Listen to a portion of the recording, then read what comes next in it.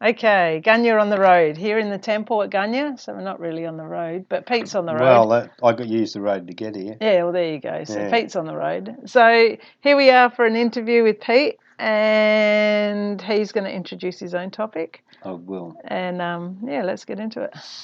So things that have been going through my head, realizations I've had in recent moments, particularly because I've loved studying all of that star law and astrology, all that sort of stuff. But essentially, it isn't unlike the study of theology, because it, in essence, if you look at syncretism, for instance, it identifies in astrotheology that astrology is the source code for all theologies. And so when we say, well, theology, what is theology?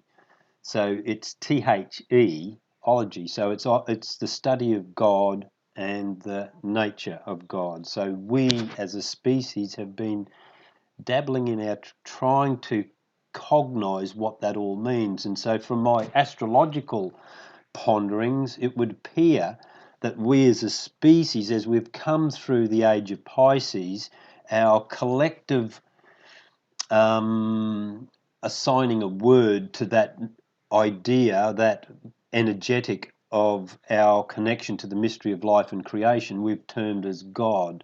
So we've personified it. We've personified it as like us. So it's got like a living personality that is actually there watching our every move.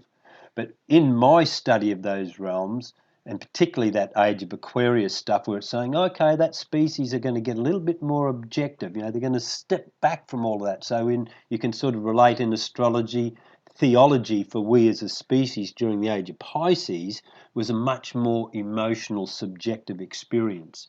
Yeah. In Aquarius, it's a lot more stepping back from it all, being a bit objective, making a thing of it, and thinking about it.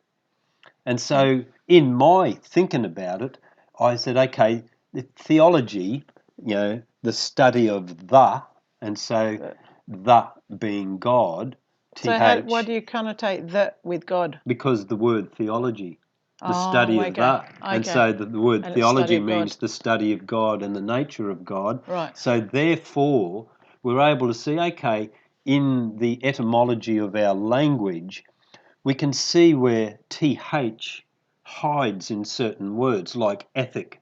Oh, yeah. ETHIC. And so the E bit is E for energy, like in emotion, so energy in motion. So we have feelings and emotions. And so when we feel something, we put energy in motion. We make an emotion. We emote due to feeling, receiving the feeling of reality. So we can say, okay, in that same etymological breakdown of words, if we've got ethic, E-T-H. So TH is God or the nature of God when we go back to the word theology.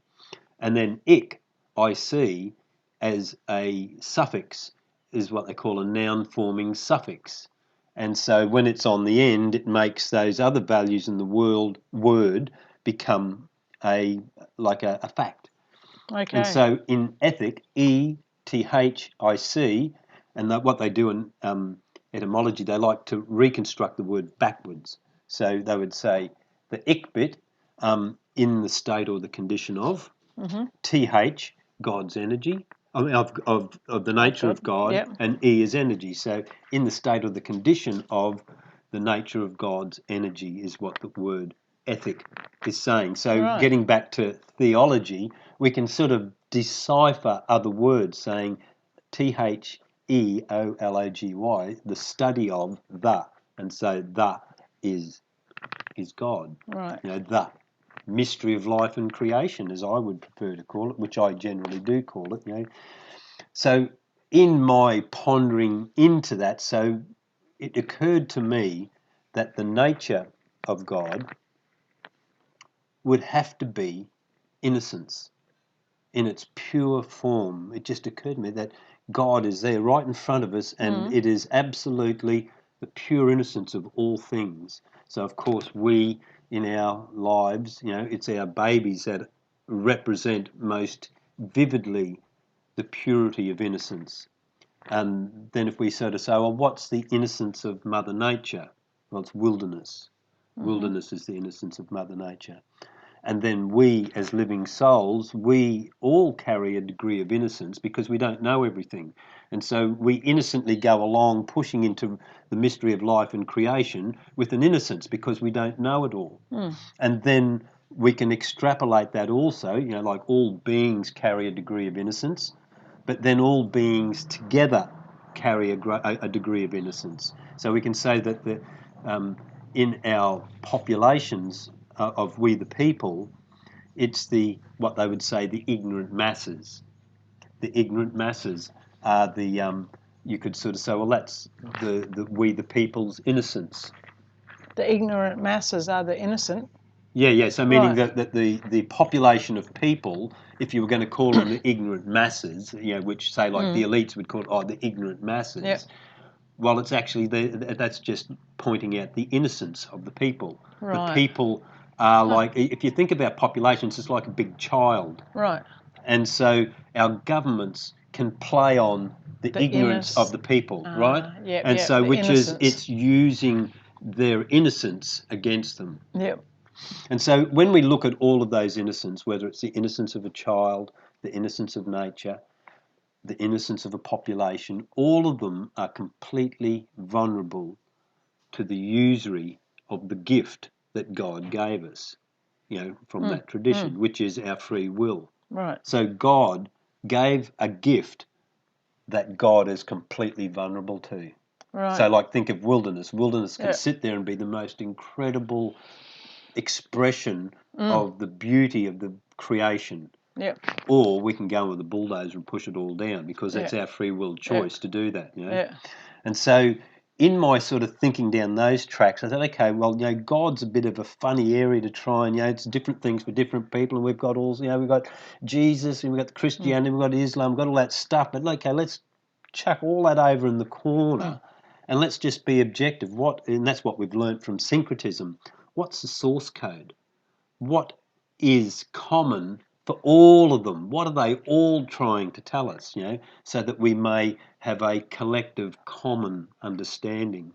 And so when I sort of made that realization about innocence, it's sort of, particularly as you extend out and sort of think into those mechanics of karma and dharma and project into what might be, the speculation as to what to expect when we leave our, solid form and go back to the ethers.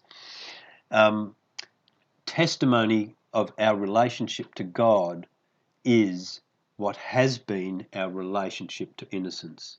So particularly in our existing in families, like how do we treat our children, And so we can sort of then see, as I was saying before, let's just talk of Christianity because we are in a Christian Western civilization. So the foundation of all of the law of law is founded for Western civilization is the King James Version of the Bible. So it's obviously pretty important what is there.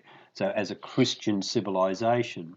And so then it occurred to me that all of we as beings in that Western civilization, when we're children, our first introduction to what will be our Christian narrative that we grow into is the nativity scene.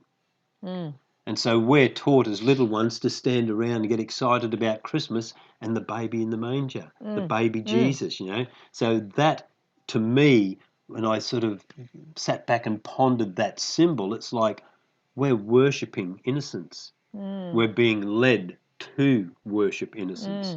And so we've got that innocence there in the manger with Mother Mary. Mother Mary. And so the first octave of protection and nurture around innocence is the divine feminine. Yeah, well. And that's presented in the symbols. It may not necessarily be what's talked about by the time you get up to the all the blokes in dresses who are running the churches, that all that complication gets up higher. But when we go back to those simple, basic, underlying symbols, and then, okay, so if that's the case, well, let's just look at that. Like what is my relationship to innocence? What is our system's relationship to innocence?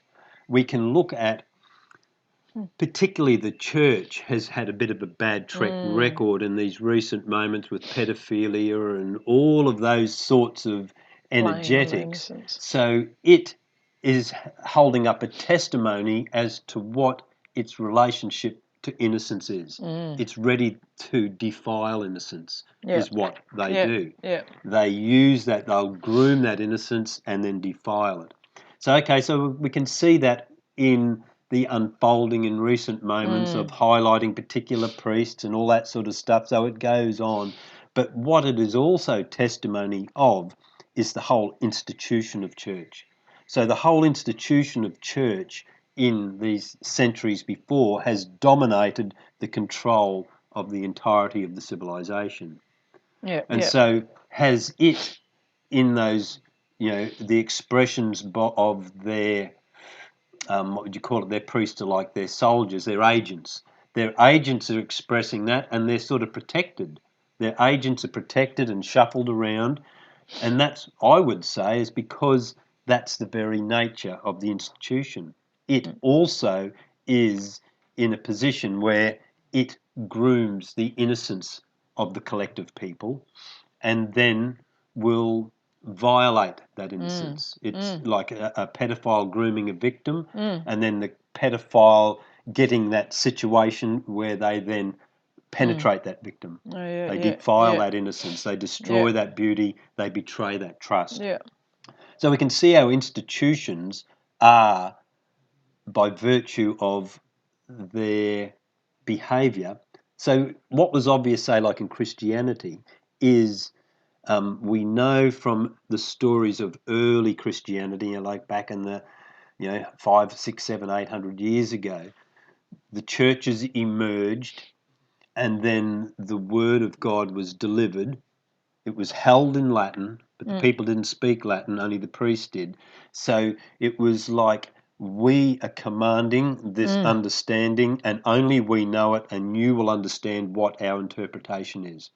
And so you can understand, okay, if we relate that back to being like a parent and dealing with a child, so you're commanding through that behaviour what that innocence is going to grow into. So we can see that in the behaviour of the institution of churchiosity, it does play on the ignorant masses. It plays on the innocence of the people, and then it manipulates and turns, and anyone that stands up against it is squashed and fought against.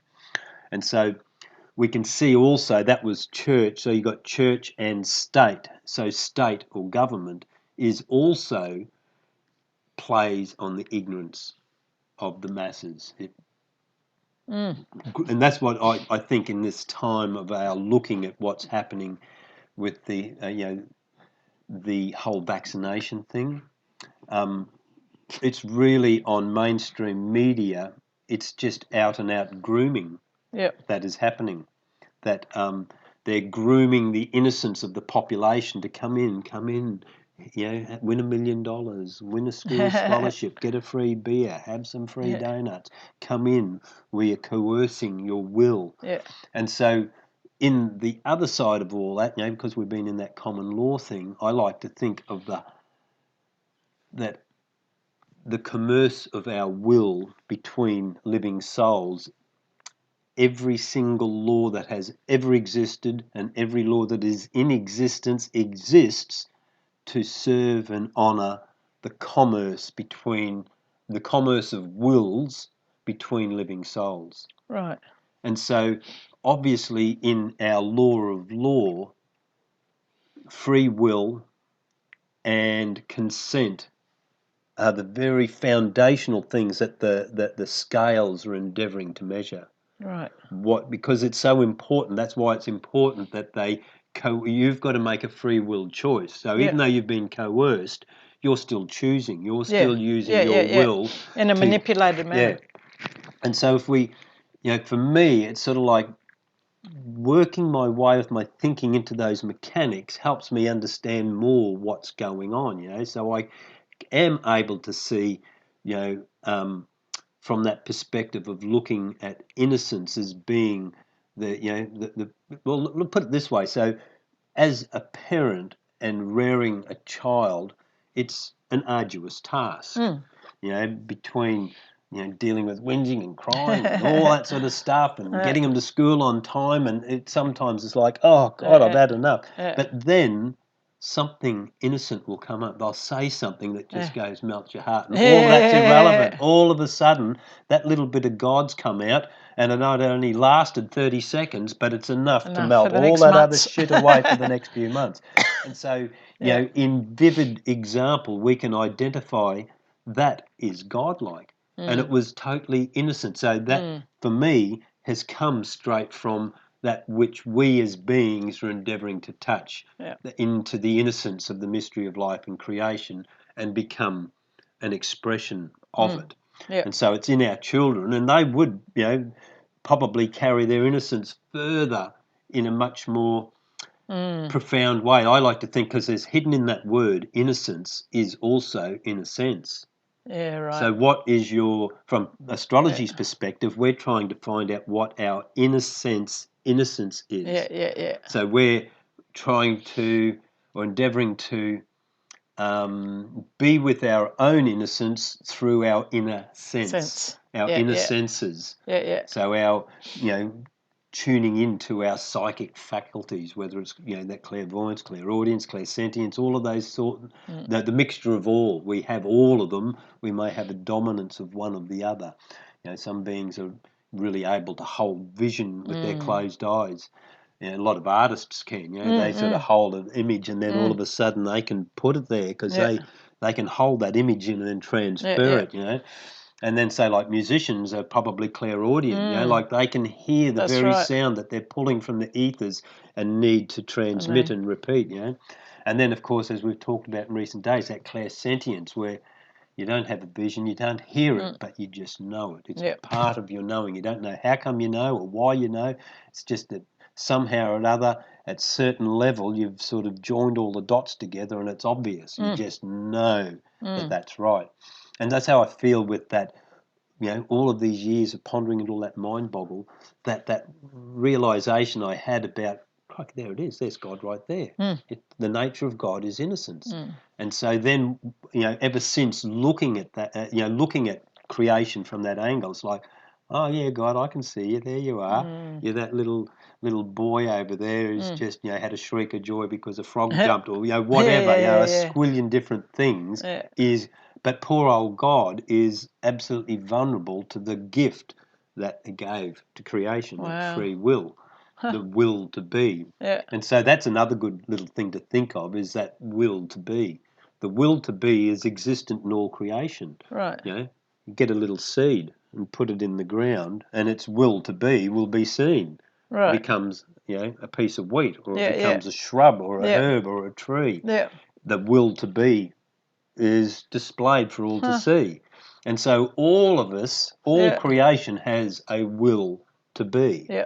Like Coco has had a will to be, and so her 14-year-old journey, there's her soul. Her will to be who she is now still seeable in her form. All of her scars and all of her, brushes up against reality are all there as evidence of who she has been for her whole journey. Yeah. And so everything in creation has that will to be. And so we as humans, our will to be is much more, what would you say, elegantly shared. And so that's why we've created laws, because our will to be, there's another. They have a will to be as well. So between us, our collective will to be has to work in with each other. We have to endeavour to commerce our will, and that's what we're doing. That's how I've understood in the common law. The highest law after universal law or natural law is commerce, because everything in creation is commercing. There's all chemical interactions. There's a commerce of substance. Our first breath, we pull in oxygen and we take out carbon dioxide. And so we are commercing. That is an exchange. And so everything is founded on exchange. And the horoscope says it as well. When you start the horoscope wheel and you come in at the beginning point, the 0 degrees of Aries, the moment you're in there, you go, I am. That's what the intelligence field of Aries is. But because there's 6 signs, not 12, what's the other half of the Aries sign but Libra? And it says, we are. I am, we are. And so in that, what is the symbol that assists us to figure out the I am, we are? The scales. Right. So that's the first thing you look at when you've arrived into Aries and you look across to your pole. There's a set of scales there. Yeah, right. And so that's the most important first thing that the horoscope symbolically is sort of suggesting to us. When you arrive, look straight across to the pole. The scales of justice are there. Right. So the equity of your commersive will is the first thing that you need to take into consideration for the whole of your journey in creation. Because that also is, when you extrapolate all of that metaphysical mechanics that are trying to reach out of this 3D dimension and speculate into the hereafter, beyond the portal of death. So we've shed our human form and we arrive speculatively. We might be nothing, we might be something, but speculatively, when we look through those wisdom traditions, particularly say like in those Gaelic druidic traditions, which Christianity also acknowledged reincarnation, but it stomped it out because it didn't serve it. Right. In those early times, they would acknowledge life after life, which India does in those particular body of work, but the Druids also, and so we, from that Druidic perspective, everything that you're doing in your entire life is the scripting for your arrival to the portal. Right.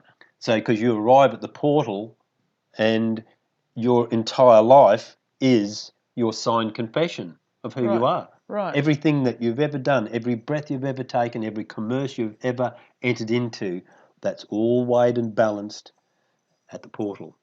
Speculatively from because we don't know, no one knows, but everyone speculates what to expect on the other side of that portal. And so when you logically extrapolate that, everything that we're learning in the entirety of our world of commerce and business is a projection of the metaphysical mechanics of karma and dharma. We're playing it out, and we're playing it out with with money and business and contracts and all of those sorts of things. All of that is karmic, but all of it's a projection of what we as an innocent being are projecting out. So that's sort of like on the blackboard, we're doing commerce equations by living a life and dealing with exchanging energy. And as you go further up into that exchange of energy, it gets up into the business world, the corporation world. So where's the line between free choice and karmic journey? Do you know what I mean? Like, where is it that we're meant to make a choice and then that doesn't happen, or it has to happen because that's part of our karmic journey, and no matter what we choose? The only way I can think of it is sort of like a momentum, and Mike made that lovely little, shared that little meme. Destiny is the cards you were dealt. So where you end up and who you're with, all that sort of stuff. But fate is how you choose to play them. And so, okay, so wait a minute, let's just say that again. So destiny is the cards you've been dealt. Right. So you've arrived in a certain life, you're born into a certain family, you've got certain things around you, and that's where you're starting from. You might have been in an ultra rich family, but there's no connection to them, or you might be in an abusive alcoholic, whatever. It doesn't matter where you've ended up. That's your destiny. cards. That's your cards you've been dealt. And that's your destiny. Now, you as a living soul, as you live your will to be, then it's your fate. Fate is how you play those cards. Right. And so there's going to be certain dominant momentums that are going to be more difficult to step out of or choose to not be with, but nonetheless, that is the nature of reality.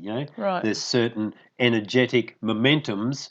So, like if you're out on a surfboard, if the water's flat, you can just paddle around in circles, do whatever you like. But if there's a swell there, you're going where the swell's taking you. And so, karmically, you could be sitting on a big swell and the best you can do is paddle and try and ride it. Yeah. But if there's no swell there, you can kick back and paddle Yeah. around, do circles, what do you whatever want. you like, And so those momentums are there because they're there. And so if we speculate into those reincarnations, the re-existent situation, as the Bhagavad Gita sort of stuff does, it uses that beautiful analogy that my day-to-day life is the same as my greater life, my life-to-life life.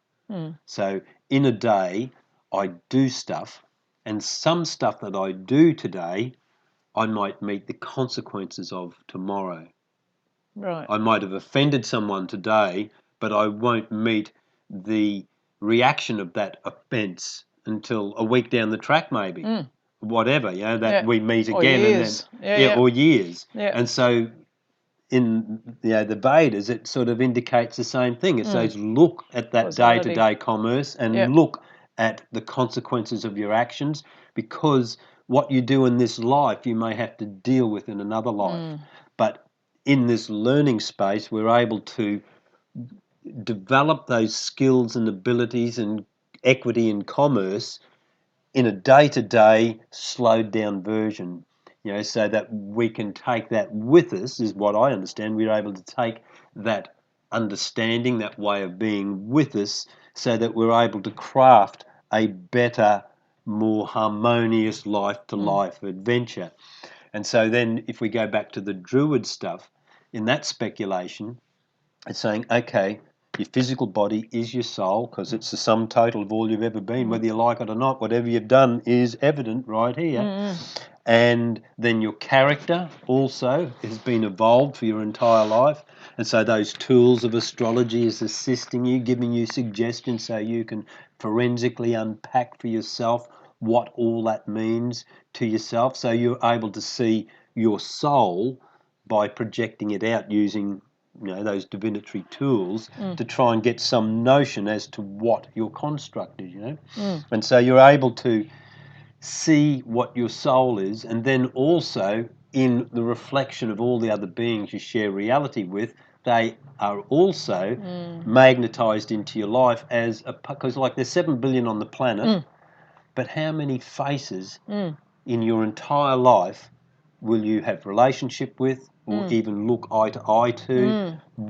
And so there's only a tiny 15th of creation that you're actually, and so from that perspective, it's sort of like they're all significant projections of me that I can reflect upon. Right. So they're teaching me something about that aspect of my soul that it's the only way I can read it. Because one of the researchers says that being the supreme creators we are, everything in our field of view and in our life is a projection of what we believe to be true at that moment in time, but maybe we're the only one existing.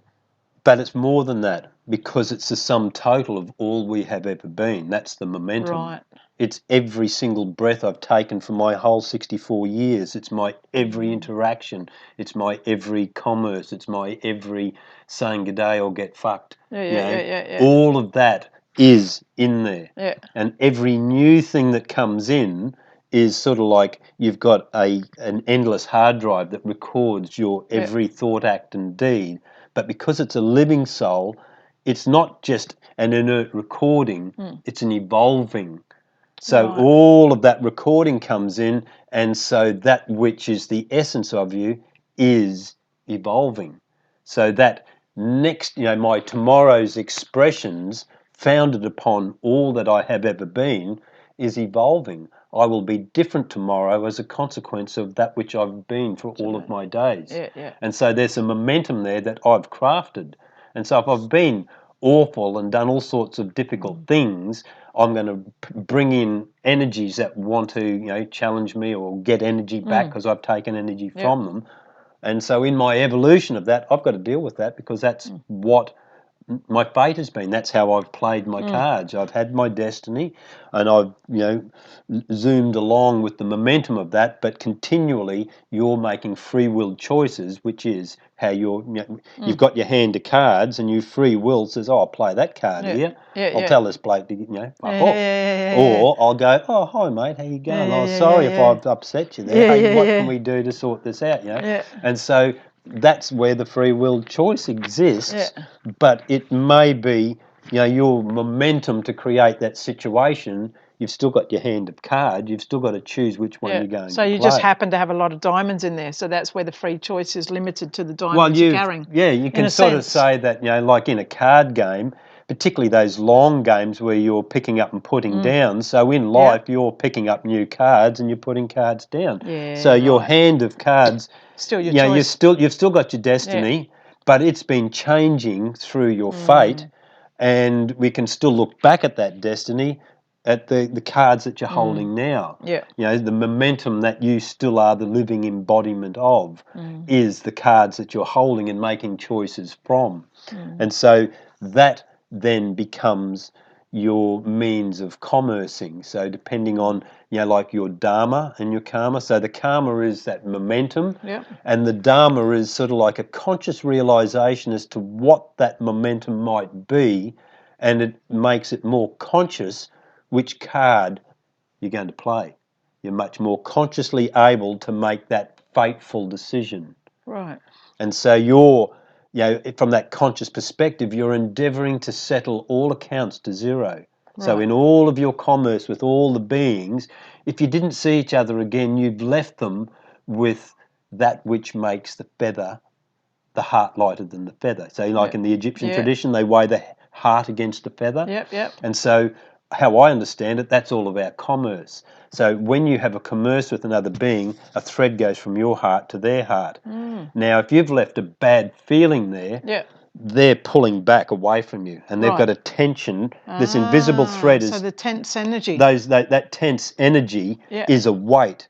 And so if there's none of those tense energies there, if you've left that commerce and they feel, God, they were nice. I really like those guys, So they've got no tension. They're, matter of fact, they're leaning towards you. If they see you again, they say, "Oh, hi, Joe. Hey, how you going?" And so there's no tension on that thread. And so if we're clever enough, from that Indian perspective as well, if we're clever enough to arrive to the portal of death with all of those threads pushing us up, like they're all wanting to say, "Oh, hello, Joe," instead of going, "Oh, look out, lean back away from that one."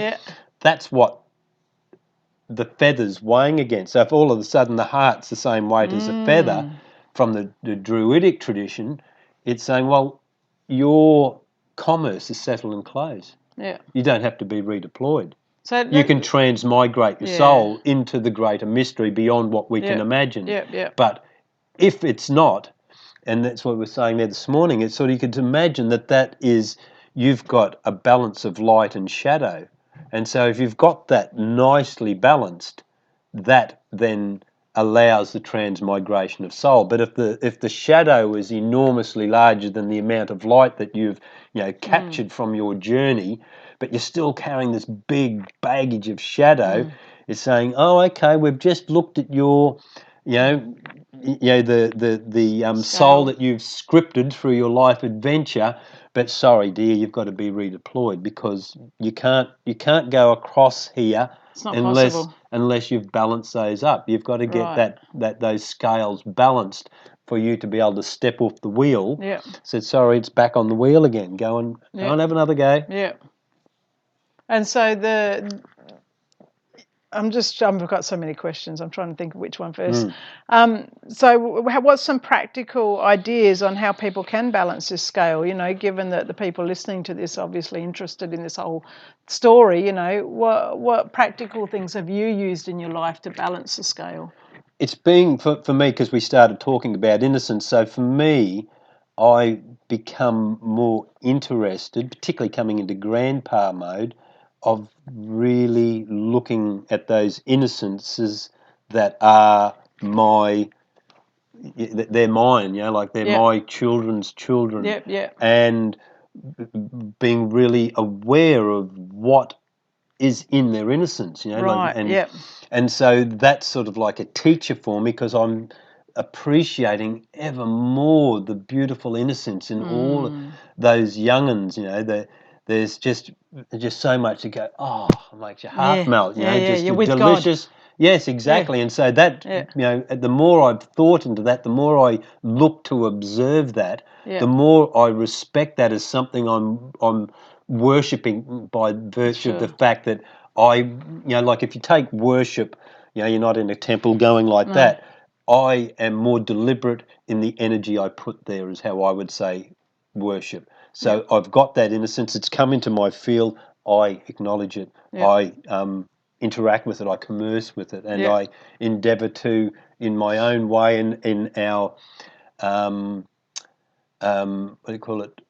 Our relative potential, the Scorpio thing, that relative potential, they've got a potential, I've got a potential, and we've got our own relativities. And how can we, that conscious thing, that practical thing, how do I lift that up to be even smicker, Yeah, right. And that's what we're sort of, I think, in this classroom planet Earth, and all of our we've come through the Piscean age, particularly in our love relationships, in our intimate getting together which is Scorpio as well, like that sexuality and death.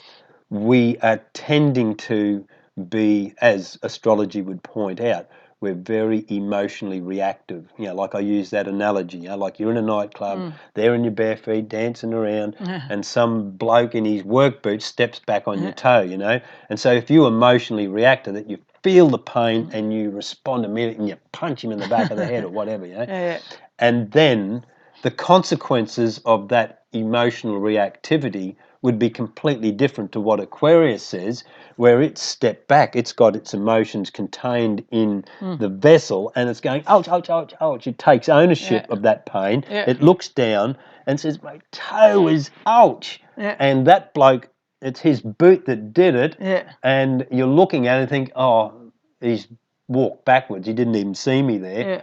Okay, so mate, you just stood on me. He goes, oh, sorry, and so you go out in the car park and have a joint together. It's a completely different potential to that relative potential. The critical potential is different to the relative potential due to what Aquarius is saying: emotional poise, stand back, be objective, observe, figure it out, then choose to emote, pour it then. And so that, at a practical level, I suppose, has been my guide, because, say, like in the Carlos Castaneda work, all that Toltec teachings, you will, Don Juan talked to Carlos about having petty tyrants in his life. So being blessed with a petty tyrant. So someone that really presses your buttons, someone that makes you really fucking angry. So they're there delivering to you, they're pulling your shadow out. So it's the hunter, the stalker in that tradition, that's your energy to stalk what's being pulled from you. So if someone said something and it's really made you bastard, fuck off, and then you stop and go, oh, where did that come from? Why did I react like that? And so that's what in that Toltec tradition they call stalking. You're glad to have had your button pushed because it's pulled something from you that only that situation can reveal. So it's not revealed until, thank you, I've got a petty tyrant. So back in those early days, it may take years before they learnt that lesson, and they've got to suffer like a slave under a petty tyrant that makes your life a misery every day of your life. And so Don Juan was saying to Carlos, when you understand that and then you change your relationship with that petty tyrant, you're not feeding it. All of a sudden, in the magic of the cosmos, those things changes. All of a sudden, and it does. It does, and we know ourselves. From our own that when you experience. change your energy, beings evaporate. All of a sudden, you haven't had to push that particular being away because they've decided, oh, I'm sick of this. See ya. They're not getting it. Good on you. See ya. Null and void. Tick, done. How about I've got two questions that hopefully go together. One is your definition of the soul, and the other one is, do you believe there's just one spirit? And so if you can talk around that a bit. Okay, well, Yeah. for me, being a very practical, earthy being, and in my trying to figure that out for myself, it just became apparent to me that my soul is just the sum total of who I happen to be up to the moment I ponder so. Right. So my entire life to this very moment that I'm now talking about my soul and pondering it, everything that I am is my soul, because everything that I am right here, right now, is the sum total of all I have ever been. I'm accumulating all of my knowledge and wisdom, and my worldview and my way of being is an evolving process that's been going on since I was born. Is it separate from the physical body? Nothing is separate. Okay. Everything is like fire, air, water, and earth. We pull them apart to figure them out, but fire, air, water, and earth, in regards our spirit, our intellect, our emotions, and our solidity, all work simultaneous all the time. So we pull them apart so that we can cognize them. It's like forensically unpack ourselves, but realizing that nothing is separate. Everything is all together. And so my soul is this. This So is does the that expression of my soul, is this physical body right here, right now, right? because that's what's evolving. So, like, use the example. So, this body could have decided 20 years ago, geez, I love macas. I'm going to sit in there every day and eat them. So I could be like this round. So my soul would be like That that round. because that was evidence of my choices there. Yep. But my soul at the moment is evidence of the different choices I've made. Right. So it is still the sum total of all I have ever been. So Right. it can't not be my living soul. So does The that- same as my character, my living character, Yeah. all of my nuances of being, all of the way I express, all that has evolved over my entire life. So that also is my living soul. And so when this vessel dies, what happens then That sum total continues. without the vessel? Well, the vessel is only an expression of what's been captured so far. Right. So for me, in my forensically unpacking the mystery of life and creation, it's my awareness that is the immortal part of me. So at the moment, my awareness is aware of being like this. But I would imagine that when I shed this human form, I'll be still aware. I'll just be aware that I don't have a body. Right. Okay. So And so it's for not me, instrumental to the soul being existing, the physical body.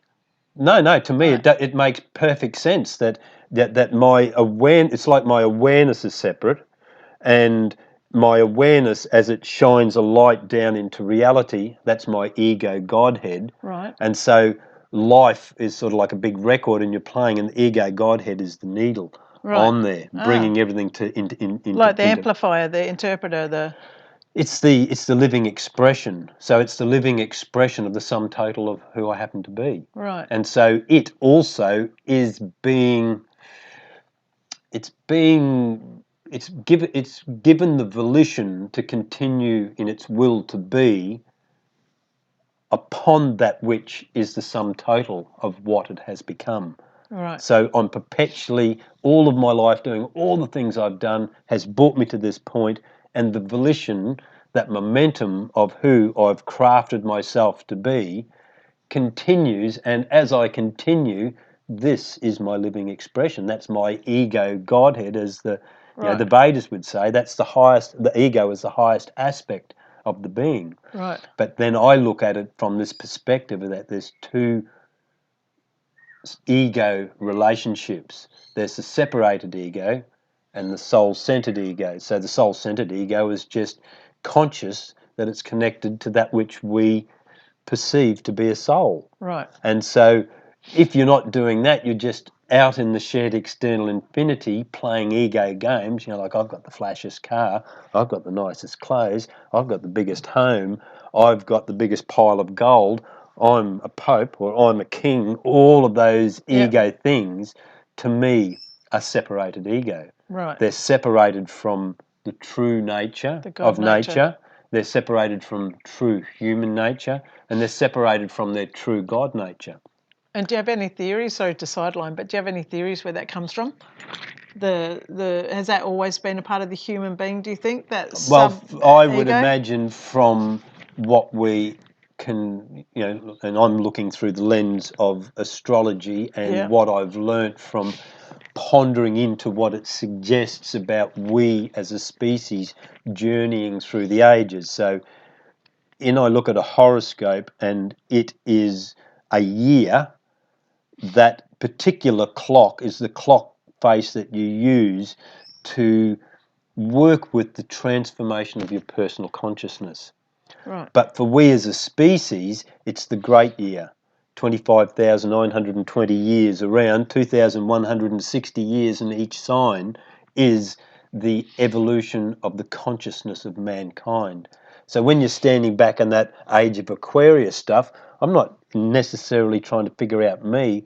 I'm looking at the entirety of humanity. Right. And so humanity has come through this ego evolution. That's right. Yeah. Yeah. And so I feel that's, as they talk about our going into the age of Aquarius, a lot of what I like to term as ego masturbation out there, which is affecting us all, like all of the power tripping. So all of our institutions, whether it's the police force or the army, you only got to talk to dudes that are in there, and the power tripping that goes on in there is just mind-boggling. That's why people like us we wouldn't last 20 minutes. There's no way we could go in there. Yeah. But they all go in, and depending on the degree of ego that is existent, the degree of separated ego, because if they weren't separated, they would probably step out of that realm. Right, yeah. And so the degree of and so all of those institutions, to me, magnetize those separated egos in. Right. And so those egos, by virtue of the fact that they aren't soul-centered, haven't reached in and touched their own personal, unique, individual connection to the mystery of life and creation. Call it God or Source or whatever. Yeah. I call it the mystery of life and creation. And so what I've learned in my journey into meditation is that, I can touch it. Yeah. So surely the remedy for these people then would be to be able to touch it. Yeah, that's what we're doing, isn't it? Right. Like it doesn't, that's what I like to share in meditation, is that every meditation in existence is endeavouring to achieve the same goal. It's endeavouring to slow everything down enough so that inner core can touch the still, silent, invisible, empty nothingness, which is the magnetic mind of God from Russellian science. And so because we're in such a schmozzle of frequencies, the effort or the techniques or the disciplines necessary to be able to go touch.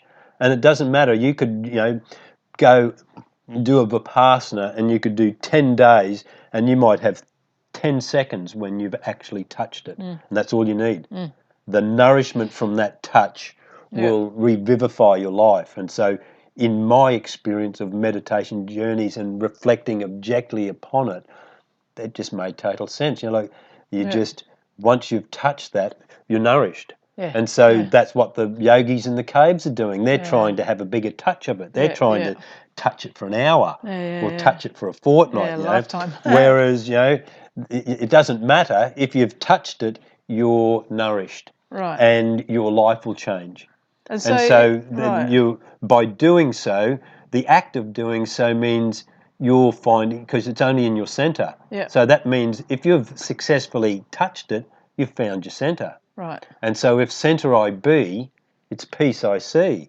Right. Is the lovely mantra I remember. And so if you've touched your center, you naturally, organically exist in peace with creation because you're connected to it. You've got a different psychic frequency or resonance with it, insofar as it's not a big complicated, it's sort of like being a healer or something. I've got to go and do 6 years at uni and get a doctor's thing and all that sort of stuff. The same with the meditation. I've got to go get an orange robe and shave my hair and all that sort of stuff and read little books and sit up there. It's not. It's a natural, organic, human capacity that absolutely every single being has access to, except for what our intellectual world tells them should be. Right. You can't do that unless you've done that, or other people go, I'll just do it anyway. Also, what do you think happens to that alter ego, that extra ego, when you have touched that God sense? What do you think happens there? Well, it depends on how truly soul-centered your ego is. Right. Because if it's not truly soul-centered, then it'll go out there and not be soul-centered. All of a Even though sudden it's it touched. becomes an inflated ego. Even though it's touched. Well, Had I a would moment of imagine if it's touching. truly touched, it Yep. wouldn't become an inflated, separated ego. And so do you still need the separated ego for some things in your life, or is it, No. do we get to a stage No, I like, think that's a condition Right. of being separated from your own connection to Source. Right. So you're either connected to Source or you're not. Right. As an Right. ego, that as Yeah. simple as that. Yeah. You've either touched that spot and all of a sudden you have a Right. soul-centered ego because you've got some conscious cognition of the notion of soul, and like you can't have a soul because it's an ethereal thing. You can't have one unless you acknowledge one exists. So one can't exist until you're consciously saying, well, I guess I have one. And then how do I think into it? Like I say, for me it was like, oh, there it is. The sum total of all I've ever been is right here, right now in this collection of cells. And they've formed like this due to the sum total of all I've ever been. And so that being the soul, what's your definition of the spirit? The spirit is the will to be. So you arrive and you have a will to be, and you're going to be whatever you're going to be. Right. But, if your will to be and your Godhead being your ego isn't connected, it becomes a separate. You can still, you can go and become a Bill Gates, become a billionaire, So your will to be will still will to be, Right. and those separated egos can become absolutely mind-bogglingly enormous. Right. So does that mean there's only one soul and we're all a part of that soul, or we're a billion souls?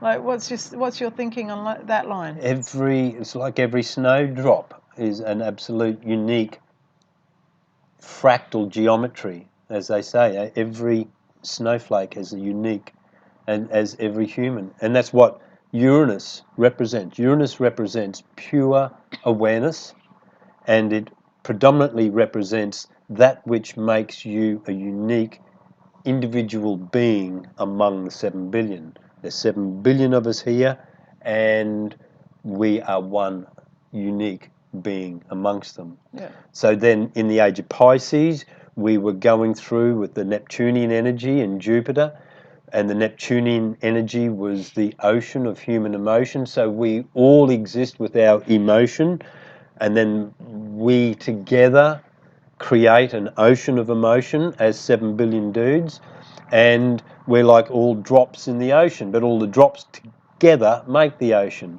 And so then in Aquarius, we will still be unique individual etheric geometries in an ocean of etheric geometry. Right.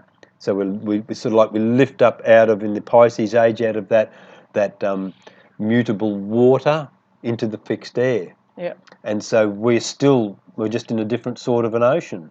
We've lifted up into the ethers, out of the waters. So in the waters, we're perceiving the entirety of reality through the lens of our emotional body.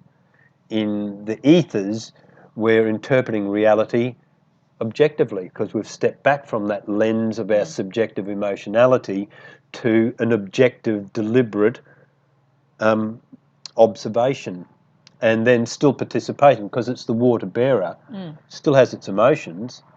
It just chooses more prudently where to manifest them. And so, given what you said, there's a lot of talk about twin flames, and and twin souls, and like I've heard also that they say grandparents and grandchildren are a split soul. They're of the same soul but different flavors, in a sense. What's your thinking along the lines of twin flames? And well, because I'm such a practical person, I acknowledge that speculation. But for me, in my living experience, I can only know that in the chemistry of my interaction. So some beings, it's like there's a chemistry between us, like psychic chemistry, where my heart just goes, like, I really feel a love for this being, and then other beings you don't. So I sort of rely on whatever that might be will become apparent to me through that which I feel in the auric field of being with another. So we've either got this really authentic oomph, and for whatever reason, in the observation of walking this path and sharing over the years, some interactions come and you have that and you feel that and you be that for those moments, and you may never see, you were there for a couple of days or an hour, and then you never see them again. And so that was what was meant to be. They've come along, you've come along, you've delivered to each other that energetic, and that's how, particularly when you sort of think of our love relationships, that Aquarian model has gone, okay, good on you, like they start fighting and things aren't going bad. From Aquarian just going, oh, I think we're starting to wear out here a bit now. Maybe we should just bugger off and go into a new relationship. And they shake hands and say, see ya. Thanks for the learning, but we've obviously got to the end of the classroom because we don't like each other now.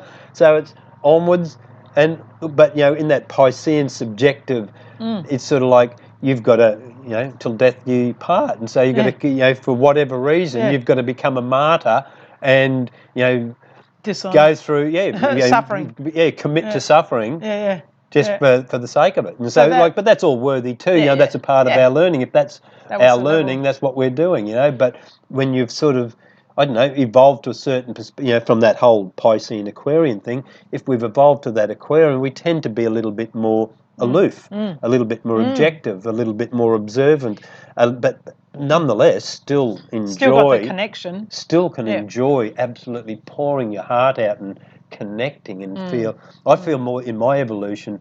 I've that book called iNNOCENSE, which is soul friend in Gaelic, and so that particular book just really made me realise that you have soul friends, and so you connect at that soul level, and like I say, you come in, you recharge off each other, and then you might see each other for a month, a year, or 10 years, that's irrelevant. No. When you see each other again, you just the connection hooks up, and you're back on board for 10 minutes or 10 weeks or 10 years or whatever.